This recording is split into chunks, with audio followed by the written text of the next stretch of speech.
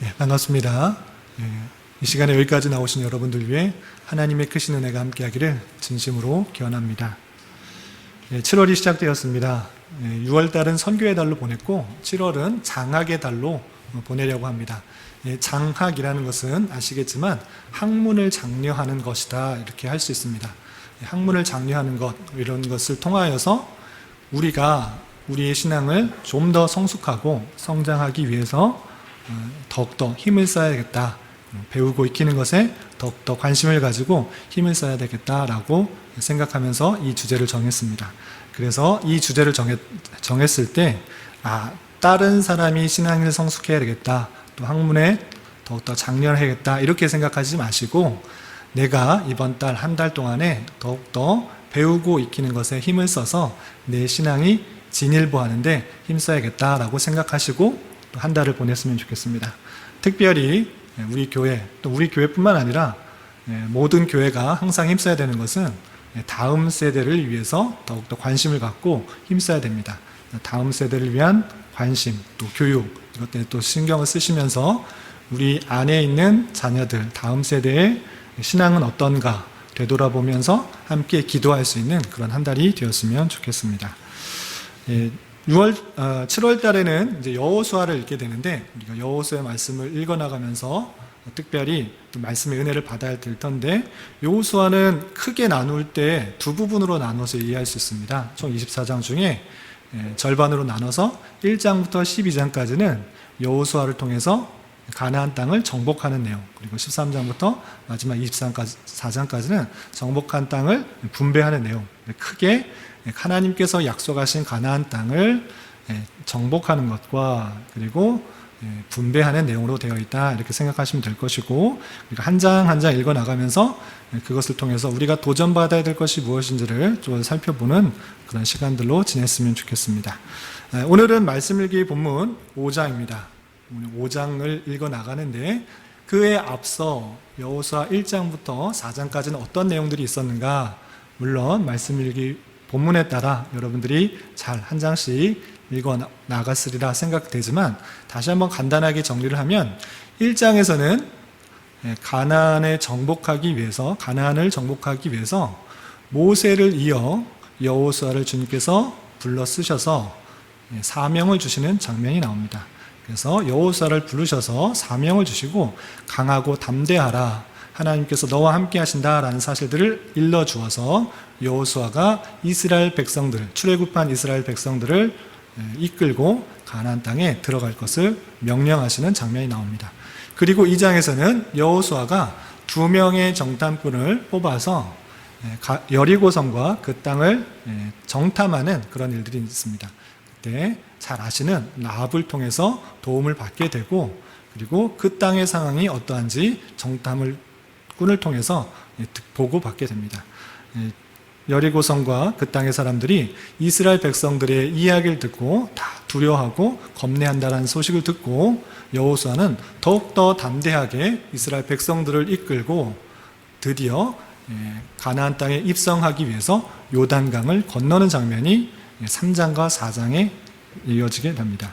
요단강을 건널 때 하나님께서 특별한 방법으로 하나님의 주권 가운데 그 강을 건널 수 있었음을 생각하기 위해서 요단강에서 돌을 각 지파별로 하나씩 메어서 가져오도록 하고, 그 돌을 길갈에서 쌓아서 영원토록 기념하여서 하나님께서 이 요단강을 건너게 하였다라는 것들을 잊지 않도록, 다음 세대들도 계속적으로 생각하고 잊지 않도록 길갈에다 돌무덤을 쌓았다는 내용이 3장과 4장에 걸쳐 이어지게 됩니다. 그래서 이제 이스라엘 백성들이 요단강을 건넜고 이제 남은 것은 가나안 땅에 살고 있었던 7민족들과 전투하여서 승리하는 것을 남았습니다. 그래서 전투를 앞두고 이스라엘 백성들이 해야 될 것들이 무엇이었는지 오늘 말씀을 통해서 또 살펴보는 그런 시간을 갖도록 하겠습니다.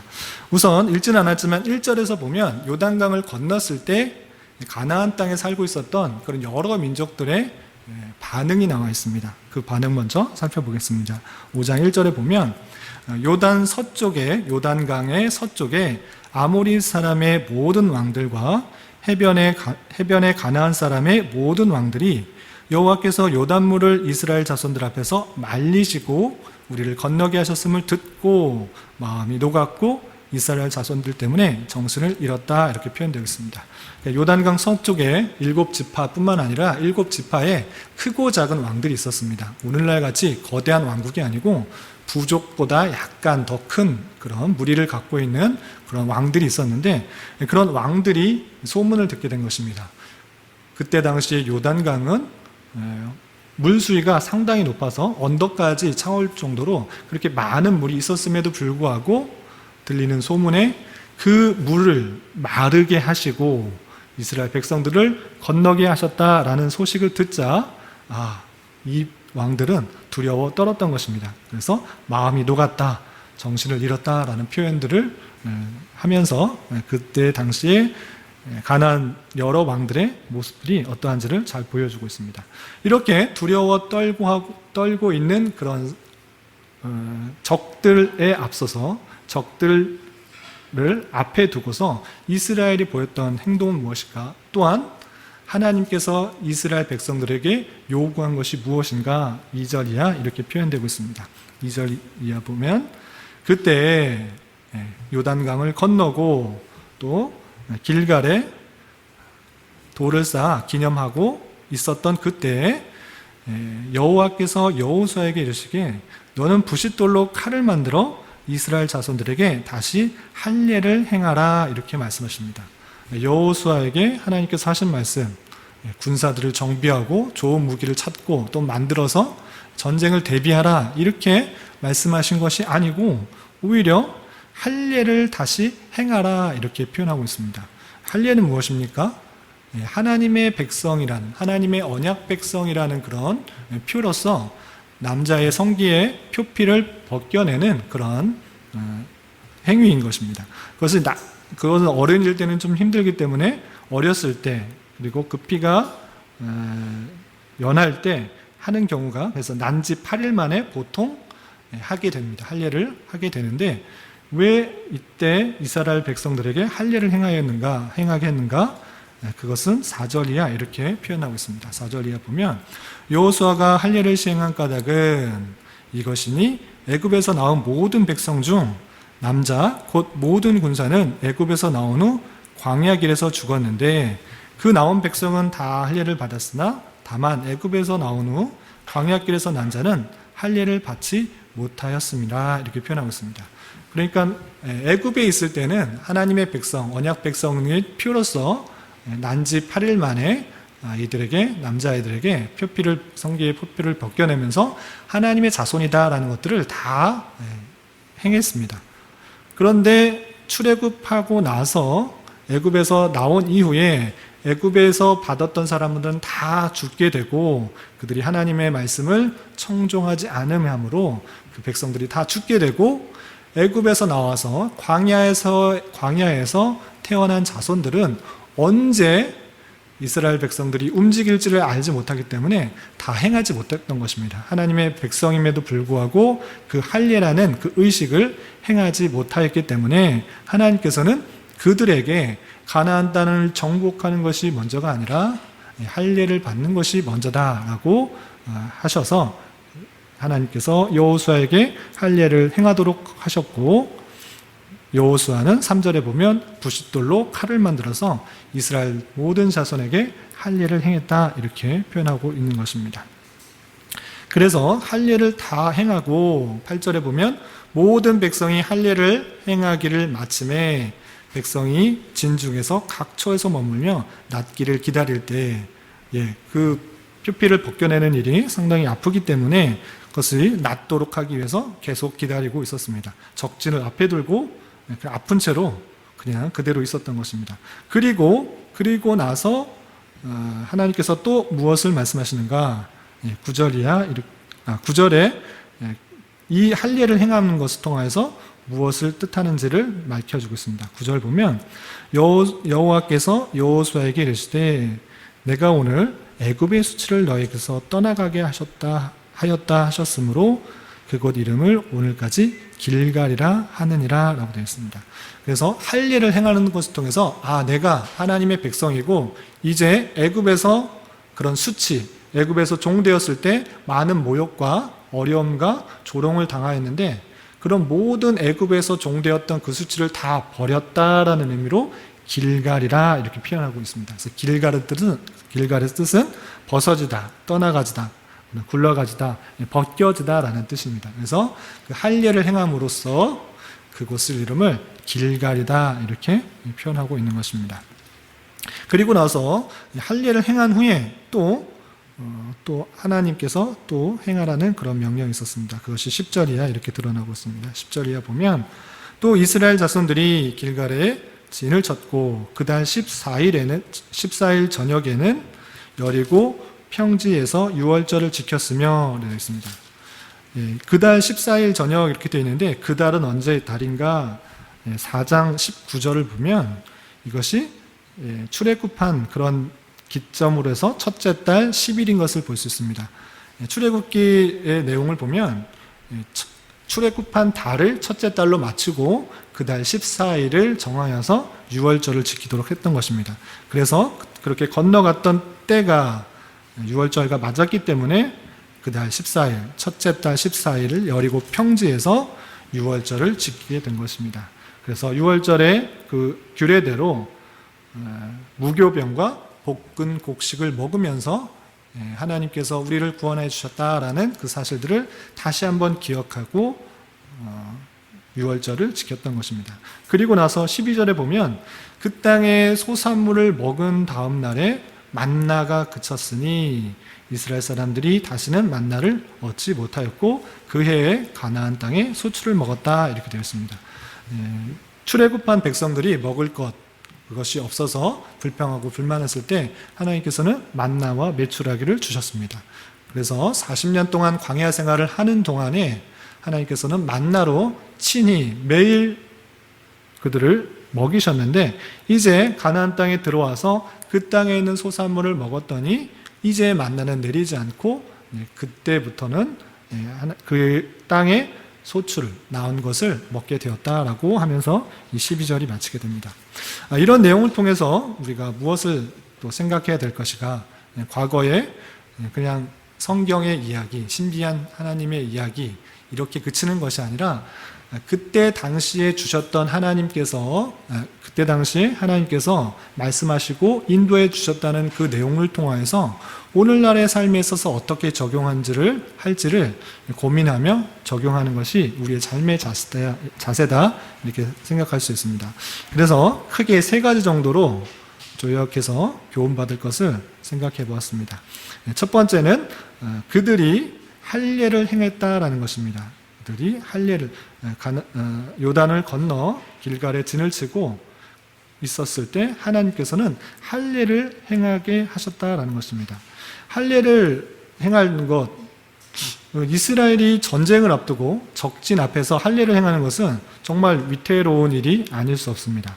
사람들이 고통 가운데 있을 때 적군들이 공격해 오면 아무런 힘을 쓸 수가 없기 때문에 그런 일들은 행하는 것이 합리적으로 볼 때는 타당하지 않는 것 같아 보입니다. 그렇지만 하나님께서는 이스라엘 백성들에게 전쟁을 앞두고 가나안 땅에 들어가서 전쟁하는 것을 앞두고 할례를 행하도록 하게 하신 것을 볼 수 있습니다. 그런데 그 여호수아는 그 명령에 그 말씀에 믿음으로 순종하였던 것을 볼 수 있습니다. 이것을 통해 우리가 느낄 수 있는 것이 무엇인가, 우리가 생각할 것이 무엇인가 라고 했을 때는 무엇보다 시급한 것이 하나님의 백성의 성결 문제와 또한 정체성의 문제인 것을 하나님께서는 요구하시는 것들을 생각할 수가 있는 것입니다. 물론 가나안 땅에 들어가는 것, 하나님께서 약속하신 것이고 하나님께서 행하신다라고 말씀하셨던 그 약속의 성취를 주시는 말씀입니다. 그런데 그것보다 더 먼저 선결되어야 될 것은 이스라엘 백성에 있어서의 성결 문제와 또한 정체성의 문제인 것입니다. 할례를 행하는 것, 그것은 하나님의 백성임을 인치는 표였던 것입니다. 그러니까 이스라엘 백성들에게 있어서 중요한 것은 그냥 가나안 땅에 들어가서 내가 이 땅에서 살게 된 것, 이것에 그치는 것이 아니라 자신이 이 땅에 왜 살아야 되는지 그것을 깨닫고 아는 것이 중요했던 것입니다. 그것은 하나님의 백성이고 하나님의 택하신 백성이고 하나님께서 구원해 주셨다라는 그 사실 안에 포함되어 있는 내용이라는 것입니다. 그래서 이스라엘 백성들은 과거에 그냥 광야를 지나다가 가나안 땅에 그냥 우연히 또는 그냥 지도자에 따라서 가나안 땅에 살게 되었다라는 것이 아니고, 과거에 내가 애굽에서, 우리의 민족이 애굽에서 종되었었는데 하나님께서 은혜로 우리를 구원해 주셨다라는 그 사실들을 아는 것이 중요하다는 것입니다. 내가 죄와 비참 가운데 있었는데, 애굽에서 종의 수치를 받고 있었는데 하나님께서 나를 건져주셨다라는 그런 백성의 자존심, 정체성들을 잘 깨닫도록 하는 것이 할례라는 것입니다. 그래서 우리가 늘 이 땅의 삶을 살아가면서 먼저 생각해야 될 것은 무엇인가 라고 했을 때는 나의 정체성을 찾는 것, 내가 하나님의 언약 백성 안에 있는 사람이라는 것, 그것을 깨닫는 것이 중요하다라고 할 수 있습니다. 죄와 비참 가운데서 우리를 건져내어서 하나님의 언약 가운데 우리를 이끌어 주신다는 그 사실들을 먼저 깨닫고 그 정체성 가운데 모든 일들을 하기를 바라는 그 사실들을 잘 깨달아야 될 것입니다.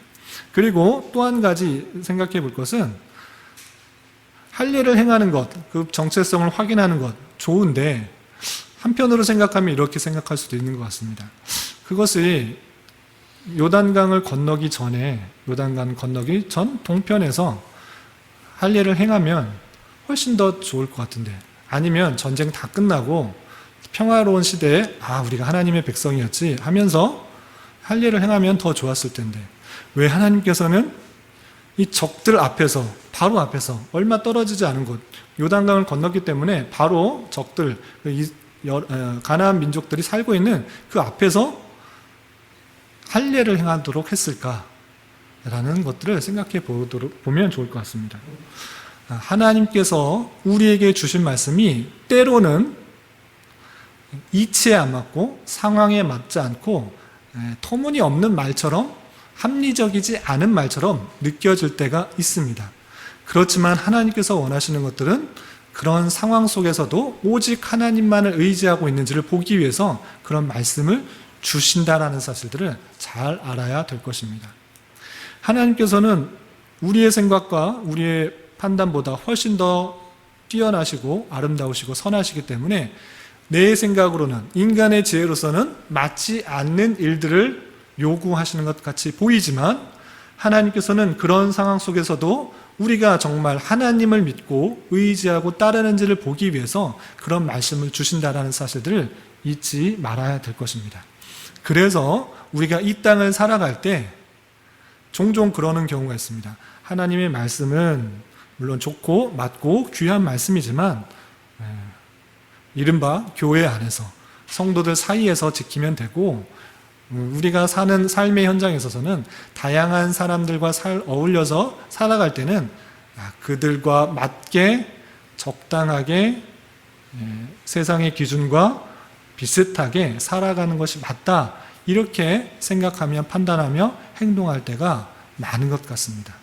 그렇지만 하나님께서는 그런 것이 아니고, 하나님께서 주신 말씀이 우리의 삶에 있어서 정말 어리석게 보이고 맞지 않나 보이는 것 같을지라도 그대로 순종하기를 바라는 그런 상황이 있고, 그렇게 주신다는 사실들을 잘 알아야 될 것입니다. 저희 금요 기도회 시간에도 비슷한 주제가 있어서 우리 시온이시오, 우리 가족이 있을 때도 말했지만, 성경에서는 분명히 왼뺨을 맞으면 오른뺨을 돌려대고 원수까지도 사랑하라고 했는데, 그거 좋은 말씀이야, 맞는 말씀이야. 그리고 어떻게 상대방을 용서합니까? 몇 번씩 용서해야 됩니까? 70번에 7번씩이라도 용서해라, 이렇게 말씀했는데, 그거 맞는 말씀이야, 좋은 말씀이야, 성도 안에서 그렇게 행해야지, 이런 말씀을 가지고 우리 각자의 삶에 있어서는 나를 보복하고 힘들게 하고 어려운 사람들을 오히려 더 복수하고 또한 원망하고 불평하고 있는 모습들이 너무 많이 있지 않은가. 하나님의 말씀은 교회 안에서만 가둬두고 또는 예배하는 그때만 가둬두고 각자의 삶에 있어서는 정말 다른 말씀 가운데, 내가 편한 말씀 가운데 따르게 적용하고 있지는 않은지 되돌아보았으면 좋겠습니다. 하나님의 말씀이 있음에도 불구하고 그 말씀이 잘 맞지 않는 것 같이 보이고 어리석게 보일지라도 그 말씀이 진짜 하나님께서 주신 말씀이라고 생각하면 이 땅에서 이치에 맞지 않은 그러한 삶을 사는 것이 그리스도인이다라고 할 수가 있어야 되는 것입니다. 물론 여기서 주의할 점이 있습니다. 성경의 말씀을 문자 그대로 지키는 것은 아닙니다. 그 말씀이 갖고 있는 정신을 그대로 가지고 이 땅에서의 삶을 살아가는 것이지 문자 그대로 그렇게 지키는 그것은 조금 조심스러운 면이 있습니다. 물론 그렇게 지켜야 될 서신서의 말씀들이 있지만 그 밖에 여러 말씀들은 핵심을 그 말씀이 말하고자 하는 것이 무엇인지를 잘 깨달아서 오늘날에 그렇게 잘 적용해야 되는 것입니다. 그런 것처럼 우리의 삶이 너무 실제 사람들 사이에서, 이 세상 사람들 사이에서 이치에 안 맞는다 생각하면서, 맞지 않는다 생각하면서, 어리석게 보인다 생각하면서, 합리적이지 않다 생각하면서 내 마음대로 바꾸어 버리고 있지는 않은지 되돌아봐야 될 것입니다. 하나님께서는 그러한 상황 속에서도 하나님을 신뢰하는 마음으로 하나님의 언약 백성이라는 사실들을 가지고 남들과는 다르게 삶을 살아가길 바라고 있다는 사실들을 잘 깨달아야 될 것입니다. 오늘날 6월 달에도 마찬가지로 선교의 달로 보냈고 복음 전파하는 것을 많이 강조했는데 이제 하나님을 전하는 데 있어서 물론 말로써 복음으로써 전해야 됩니다. 하나님이 어떤 분이신지, 하나님께서 어떻게 우리를 사랑하셨고 예수 그리스도가 어떤 분인지를 잘 전해서 복음을 전파해야 됩니다. 그런데 오늘날 특별히 우리나라 안에서 100여 년의 시간이 지나면서 교회가 무엇인지, 하나님이 무엇인지, 예수 그리스도가 모르는지, 어떤 분이신지 모르는 분이 물론 있겠지만 거의 없는 것 같아요. 그런데 중요한 것은 그것이 진짜인지 우리의 삶으로 증명해 보이라라는 것입니다. 정말 그런 분이 맞다고 하면, 예수님께서 우리를 위해 십자가 달려 돌아가셨다면 너네들이 하나님의 백성이고 천국이 너희 것이라면 정말 그러한 삶이 있는지 드러내 보아라라는 것입니다. 세상 사람들이 비판하는 것은 그러한 사람들이 오히려 더 나쁜 짓하고 도덕적이지 못하고 더 자기 교회만 생각하고 자기만 드러나게 하고 하나님을 불러서, 예수님을 불러서 더 유익과 이익을 취하고 더 높은 자리에 올라가려고 하는 그런 모습이 정말 하나님을 믿는 사람들의 모습이냐?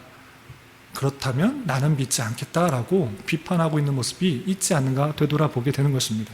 우리는 하나님의 백성이다라고 말하는 것은 우리가 이 땅에서의 삶이 끝이 아니고 영원한 천국의 삶이 있다라는 것들을 고백하는 자인 것입니다. 그렇기 때문에 우리의 삶의 자세는 어떠합니까?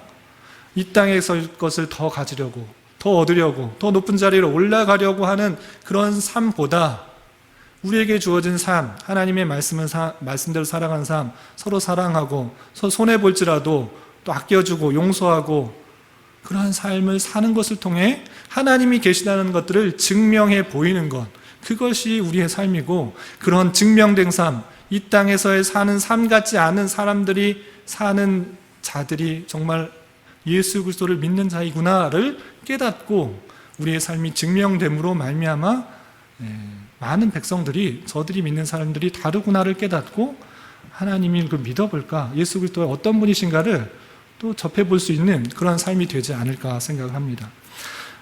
적진 앞에서 할례를 행하는 것, 나를 죽여주십시오 라고 하는 그런 행동 같지만, 어리석은 행동 같지만 하나님이 주어진 말씀이고 언약 백성으로서 당연히 행해야 되는 말씀이기 때문에 순종하였던 여호수아와 이스라엘 백성들처럼 우리에게 주어진 여러 가지 말씀이 있을진데, 그 말씀이 언약 백성에게 주어진 그런 말씀이라면, 내가 정말 죄와 비참에서 구원받은 자라면 하나님이 주어진 말씀 가운데 그 말씀이 뜻하는 것이 이 세상에서 어떻게 비추어질지를 고민하며 적용하며 그 말씀대로 순종하며 살아가는 자세가 필요하다는 것을 오늘 길갈에서 할례를 행했던 그런 이스라엘 백성들이 행했던 것처럼 우리 또한 우리가 처한 장소에서 하나님 말씀대로 순종하는 것이 그런 노력들이 필요하다는 생각들을 해보게 됩니다.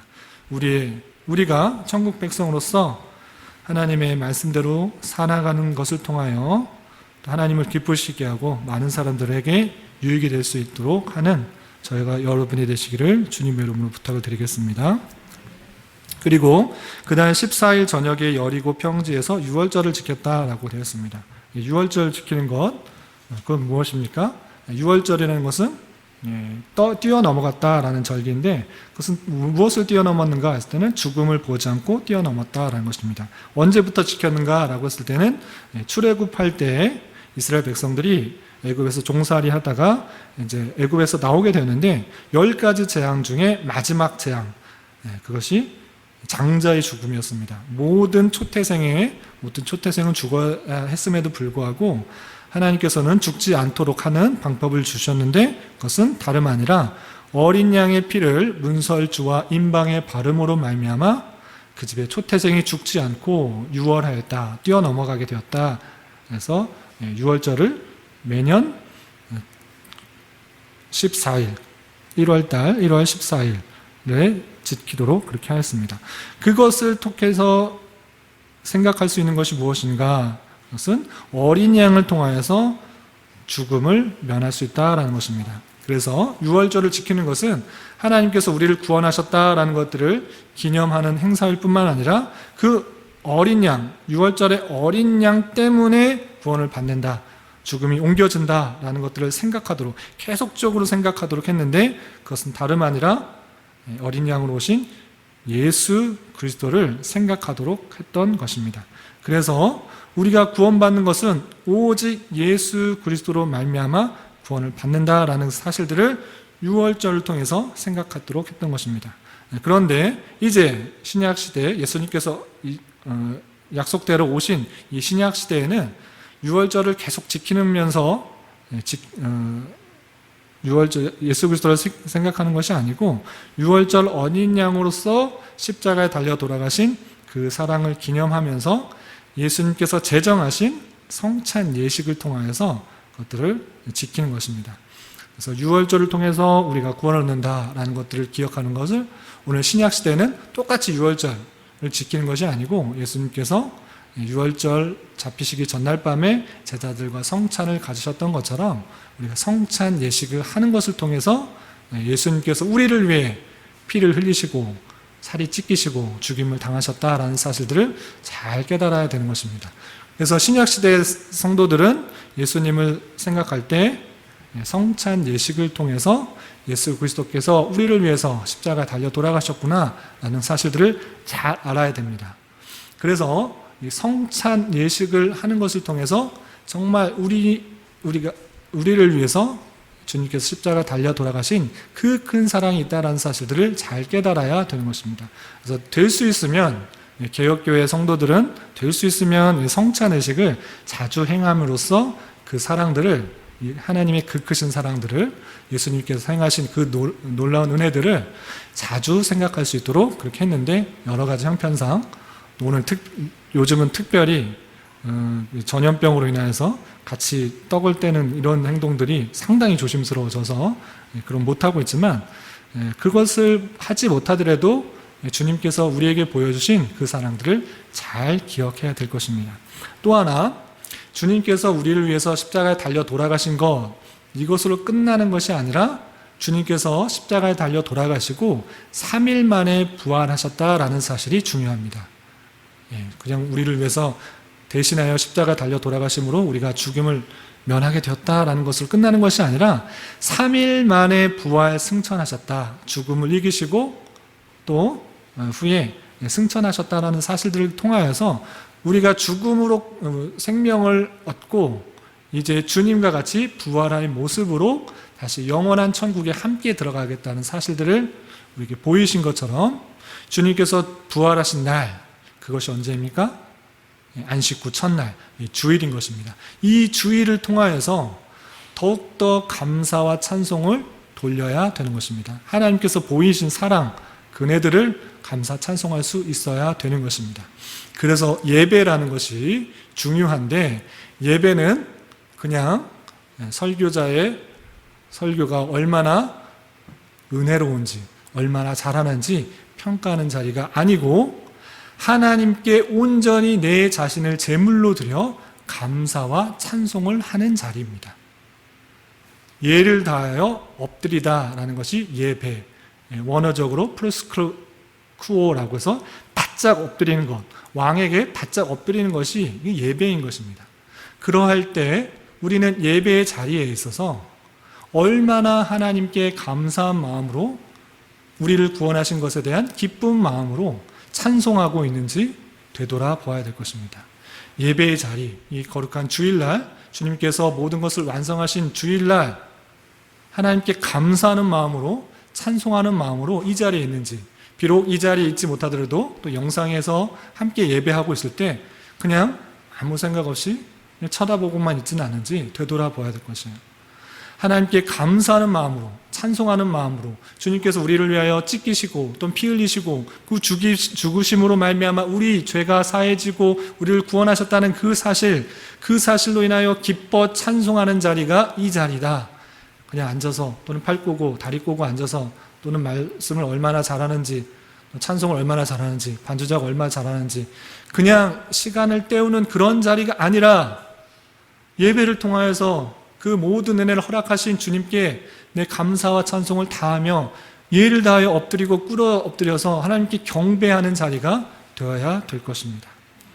그래서 이 자리에 나오실 때, 또한 여러 가지 사정으로 영상으로 참석하는 예배일지라도 하나님께 감사한 마음으로 최선을 다하여, 예의를 다하여 엎드리는 자세로 찬송하고, 또한 그 말씀에 귀를 기울여 나아가는 자세가 되어야 될 것입니다.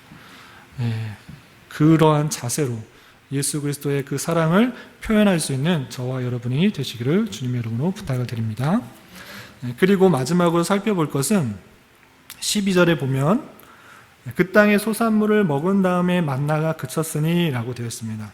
한편으로 생각하면 40년 동안 만나를 매일매일 이렇게 주셨고, 물론 안식일 날에는 그 전날에 2배로 주셨지만 매일매일 주심으로 먹을 수가 있었는데, 이왕 주신 거 가나안 땅에서도 풍성하게 주셔서 먹고 살면 더 편할 텐데, 하나님의 백성인데 그냥 주시던 것 뭐 그렇게 어렵지 않은 일인데 만나를 주시면 어떨까 생각할 수 있는데, 하나님께서는 그 땅의 소산물을 먹는 날부터 그 만나를 그치게 하셨다는 것입니다.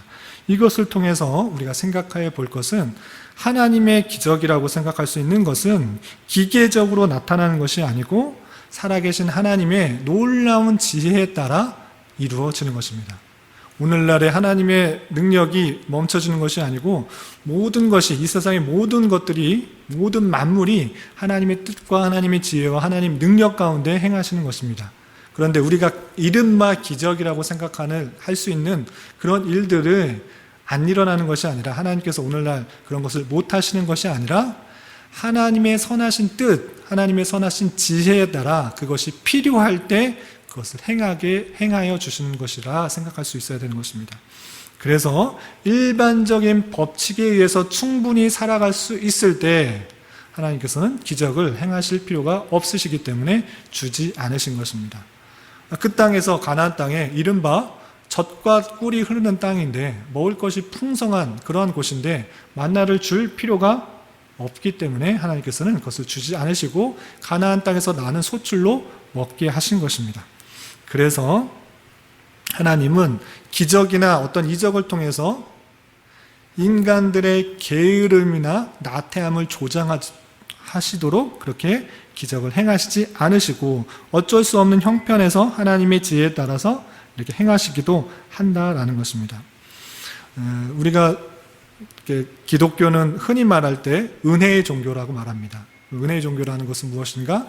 내 힘과 내 믿음과 내 선행과 내 의지 또는 내 의로움, 내 어떠한 것을 통해 구원받는 것이 아니고 하나님의 은혜로 우리가 구원을 받는다라고 해서 은혜의 종교라 이렇게 표현합니다. 그래서 은혜를 많이 강조하고 내 노력보다 내 힘보다 하나님께서 은혜 주시면 하나님께서 은혜 주셔야 이렇게 표현하면서 은혜를 강조하는 것 같지만 실제 삶에 있어서는 나태하게 행하는 경우가 없지 않습니다. 하나님 은혜를 강조하면서 우리의 일반적인 삶에 있어서 그냥 이럭저럭 살아도 하나님께서 택하신 백성이고 하나님께서 구원해 주셨는데 하나님께서 천국까지 이를 때까지 하나님께서 은혜 주셔서 살아가겠지 하면서 나태하게 살아가도 된다고 생각하지만 그런 것이 아닙니다. 하나님께서 우리가 이 땅에서 삶을 살 때 땀 흘리며 수고해야 얻을 수 있도록 청지기적 삶을 살도록 하셨다라는 사실들을 잊지 말아야 될 것입니다. 데살로니가 후서 3장 10절에는 이런 표현이 있습니다. 데살로니가 후서 3장 10절 말씀 제가 읽어보겠습니다. 우리가 너희와 함께 있을 때에도 너에게 명하기를 누구든지 일하기 싫어하거든 먹지도 말게 하라 하였더니 아멘. 일하기 싫어하는 자는 먹지도 말게 하라 라는 것처럼 열심히 수고하는 것, 그것이 은혜 받은 자로서 하나님께 맡은 자로서 마땅한 자세다라는 것입니다. 땀 흘리면서 열심히 수고하고 성실하게 그 일들을 감당하는 것, 5달란트, 2달란트, 1달란트 이렇게 주었을 때 그 달란트를 가지고 열심히 수고하는 것이 맡겨진 자, 하나님께서 택하신 백성들에게 원하시는 바라는 사실들을 잊지 말아야 될 것입니다. 계속 은혜를 강조하면서 하나님 은혜를 강조하면서 내 삶이 어떻게 돼도 하나님께서 이끌어 주실 것이다. 그냥 은혜 주셔서 먹고 살게 해주실 것이다. 물론 염려하고 걱정하지 않아도 먹여 살리시지만 이 땅에서 구원받은 백성으로서 하나님의 언약 백성으로서의 마땅한 바는 열심히 땀 흘려 맡겨진 그런 달란트를 가지고 수고하는 것을 통하여서 살아갈 수 있도록 하는 것이 하나님의 뜻이라는 것을 기억하면서 기적적인 은혜, 기적적인 어떤 방편을 통해서 내가 잘 나가게 되겠다라는 그런 삶의 자세를 버려야 될 것입니다. 우리에게 주어진 자리에서 정말 선한 청지기로서의 삶을 살아가고 있는지 되돌아봐야 될 것입니다. 아니면 은혜만을 구하면서 하나님께서 은혜를 주시면 되겠지 하고 나태하고 방만한 삶을 살아가고 있는지 되돌아봐야 될 것입니다. 그러한 삶을 되돌아보면서 땀 흘리며 수고해서 우리에게 맡겨진 일들을 선한 청지기같이 잘 감당할 수 있는 저와 여러분이 될 수 있기를 진심으로 부탁을 드립니다. 그리고 우리 오늘 7월 주제와 관련해서 한 개 더 생각했으면 좋겠습니다. 우리 7월 주제는 장학이라고 했는데 신앙의 성숙과 성장도 마찬가지입니다. 물론 하나님의 주권 가운데 우리를 계속적으로 성장하고 성숙시키실 것입니다. 그것은 하나님의 뜻이고 하나님의 계획이기 때문에 우리의 신앙은 죽는 날까지 계속적으로 성숙시키고 성장시켜 나가실 것입니다. 그런데 중요한 것은 그렇게 성장하고 성숙시키는 데 있어서 그 방법이 무엇인가라는 것입니다. 그냥 가만히 팔짱 끼고 있으면, 가만히 아무 행동하지 않고 가만히 있으면 신앙이 성숙되고 성장되는 것이 아니라 일반적인 방편과 방법을 통해서 우리 신앙이 성숙하고 성장된다는 것입니다. 다양한 환경과 사건을 겪음으로 우리가 더욱더 성장하기도 하고, 그리고 하나님에 대한 지식들을 알아가는 것, 그 방법들을 하나님께서 주셔서 그 신앙의 지식들, 성경의 지식들, 하나님에 대한 지식들이 많아짐으로 말미암아 우리가 더욱더 성장하게 되는 것입니다. 히브리서 5장 12절에 바울 사도가 그때 당시의 성도들을 보면서 이렇게 탄식하면서 이렇게 꾸짖는 말씀이 있습니다. 그것이 히브리서 5장 12절에 나오는데 이렇게 되어 있습니다. 제가 한번 읽어보겠습니다. 때가 오래되었으므로 너희가 마땅히 선생이 되었을 터인데 너희가 다시 하나님의 말씀의 초보에 대하여 누구에게 가르침을 받아야 할 처지이니 단단한 음식을 못 먹고 젖이나 먹어야 할 자가 되었도다. 한참 그 구원에 대해서 그리고 구약 시대와 신약 시대를 비교하면서 또 멜기세덱을 설명하면서 그 반차를 설명하면서 안타까워하면서 탄식하는 그런 내용입니다. 그건 무엇이냐? 때가 오래되었으면, 신앙생활을 오래 했으면 네가 이제 단단한 음식을 먹어야 되는데 아직도 말씀의 초보에서 내가 설명을 하지 못하겠다, 이렇게 탄식하는 것입니다. 신앙생활을 오래 하면 오래 할수록 이제 단단한 음식을 먹고 그 어려운 말씀일지라도, 어려운 본문일지라도 어려운 교리의 내용일지라도 그것들을 다 해석하고 더 장성하여서 어떤 어려운 것들을 해 나가야 되는데 아직도 그냥 예수 믿으면 구원받는다. 그 정도에서밖에 자라지 않는 그런 모습을 볼 때 탄식하고 있는 그런 모습을 볼 수 있습니다. 또한 에베소서 4장 13절부터 14절까지 바울 사도가 에베소 교회에게 이렇게 교훈하고 있는 것을 볼 수 있습니다. 제가 한번 읽어보겠습니다. 우리가 다 하나님의 아들을 믿는 것과 아는 일에 하나가 되어 온전한 사람을 이루어 그리스도의 장성한 분량이 충만한 데까지 이르리니 이는 우리가 이제부터 어린아이가 되지 아니하여 사람의 속임수와 간사한 유혹에 빠져 온갖 교훈의 풍조에 밀려 요동하지 않게 하려 함이라. 아멘. 그냥 예수님 믿고 구원받는다라는 사실들, 그것을 모르는 사람은 없습니다. 모르는 교회가 없습니다. 그러나 한 가지 안타까운 것은 그 초보의 수준에서 벗어나지 못하여서 수많은 교회들이, 수많은 교인들이 아주 얄팍한 그러한 교리의 이단 사상들을 속아서 수많은 사람들이 이단에 빠져서 헤어나지 못하고 있는 안타까운 모습들을 볼 수 있습니다. 우리는 더욱 배우고 익히는 것, 신앙의 지식과 또 그 말씀이 올바르게 서기 위해서 교리 내용들을 익히는 것, 그것을 통해서 이 교회가 올바로 진리의 말씀에 서고 그 안에서 벗어나지 않고 이단에 빠지지 않고 더 깊은 하나님의 내용들, 깊은 하나님의 사랑들, 깊은 하나님의 은혜들을 발견할 수 있도록 더욱더 배우고 익히는데 힘써야 될 것입니다. 7월 한 달간 각자 소원할 때 좀 더 익히고 좀 더 배우고 해서 우리 신앙을 좀 더 성숙시키는데 힘써야 되겠다라고 마음 먹으시고 또 그러한 마음 가운데 하나님께서 은혜 주셔서 풍성한 지식과 풍성한 사랑들을 깨달을 수 있는 저와 여러분이 되시기를 주님의 이름으로 부탁을 드리겠습니다. 기도하겠습니다. 하나님 아버지 감사합니다. 오늘 말씀을 통해서 예수 그리스도의 보혈의 피로 구원받은 자임을 깨달아 온전한 정체성 가운데 살아가게 하여 주시고 또한 그러한 자로서 맡겨진 자리에서 성결함과 성실함으로 잘 감당하게 하시며 우리의 신앙을 더욱더 성숙시켜 그리스도의 장성한 분량이 충만한 데까지 자라가기에 힘쓰는 자들 되게 하여 주시옵소서. 예수님의 이름으로 기도드리옵나이다. 아멘.